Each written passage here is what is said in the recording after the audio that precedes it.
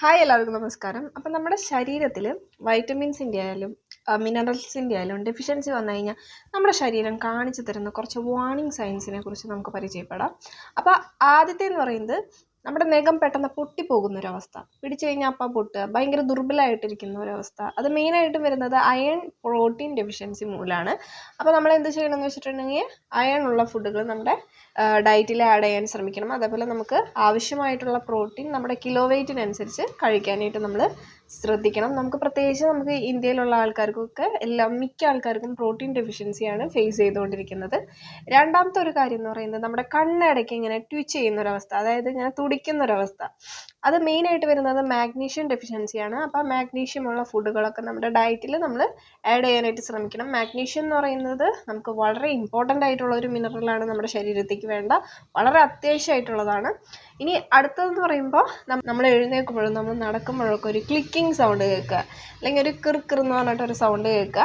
അത് മെയിനായിട്ടും വരുന്നത് വൈറ്റമിൻ D3യുടെയും അതുപോലെ തന്നെ കാൽഷ്യത്തിൻ്റെയും ഡെഫിഷ്യൻസി മൂലമാണ്. അപ്പോൾ നമ്മൾ സൺലൈറ്റ് പ്രോപ്പറായിട്ട് കൊള്ളാനായിട്ട് ശ്രമിക്കണം. കാരണം വൈറ്റമിൻ D3 നമ്മുടെ ശരീരത്തിൽ ഉണ്ടെങ്കിൽ മാത്രമാണ് കാൽഷ്യത്തിൻ്റെ അബ്സോർപ്ഷൻ കറക്റ്റായിട്ട് നടക്കുകയുള്ളൂ.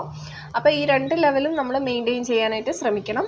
അടുത്തൊരു കാര്യം എന്ന് പറയുന്നത് നമുക്ക് പെട്ടെന്ന് ഈ ചെറിയ കുട്ടികളുടെ ഇടയിലൊക്കെ നര വരുന്നൊരു ടെൻഡൻസി, അത് മെയിനായിട്ട് വരുന്നത് വൈറ്റമിൻ B12ൻ്റെയും അതേപോലെ തന്നെ കോപ്പർ ഡെഫിഷ്യൻസി മൂലമാണ്. വൈറ്റമിൻ B12 എന്ന് പറയുമ്പോൾ നമുക്ക് എല്ലാവർക്കും അറിയാം ചുവന്ന രക്താണുക്കളുടെ പ്രൊഡക്ഷന് വൈറ്റമിൻ B12 എന്ന് പറയുന്നത് വളരെ ഇമ്പോർട്ടൻറ്റ് റോളാണ് വഹിക്കുന്നത്. നമുക്ക് ഓക്സിജൻ സപ്ലൈ ചെയ്യാനും ഒക്കെ നമുക്ക് വളരെ ഇമ്പോർട്ടൻ്റ് ആണ് ഈ RBC എന്ന് പറയുന്നത്. അപ്പോൾ ഈ RBCയുടെ പ്രൊഡക്ഷനൊക്കെ ഹെൽപ്പ് ചെയ്യുന്നതെന്ന് പറയുന്നത് നമ്മുടെ വൈറ്റമിൻ B12 ആണ്. ഇനി നെക്സ്റ്റ് എന്ന് പറയുന്നത് കോപ്പർ എന്ന് പറയുമ്പോൾ നമുക്ക് മെലാനിൻ പ്രൊഡക്ഷൻ, അതായത് നമുക്ക് സ്കിന്നിനും എല്ലാത്തിനും കളർ തരുന്നത് നമുക്ക് മെലാനിനാണ്.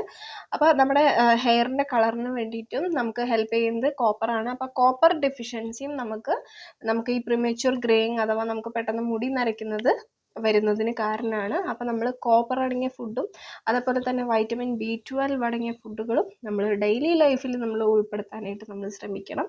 ഇനി അടുത്തതെന്ന് പറയുന്നത് നമുക്ക് പെട്ടെന്ന് കൈയൊക്കെ തൊടുമ്പോൾ പെട്ടെന്ന് നീലയ്ക്കുന്നൊരവസ്ഥ, ഇങ്ങനെ നമ്മൾ പറയും ചോര കെട്ടി കിടക്കണു എന്നൊക്കെ നമ്മൾ പറയും.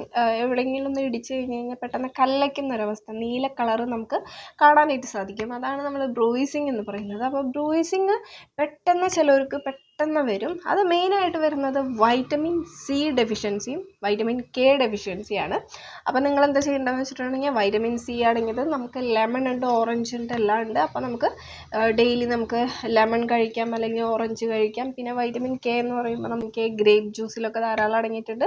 അപ്പോൾ നമുക്ക് വൈറ്റമിൻ Kയും നമ്മുടെ ഡയറ്റിൽ ഉൾപ്പെടുത്താനായിട്ട് നമ്മൾ ശ്രമിക്കണം. അപ്പോൾ നിങ്ങൾക്ക് ഇഷ്ടപ്പെട്ടെങ്കിൽ നിങ്ങൾ ഈ വീഡിയോ നിങ്ങളുടെ ഫ്രണ്ട്സിനും ഫാമിലിക്കും എല്ലാവർക്കും ഷെയർ ചെയ്യണം. അപ്പോൾ നെക്സ്റ്റ് വീഡിയോ വരുന്നവരെ stay tune, stay healthy, by.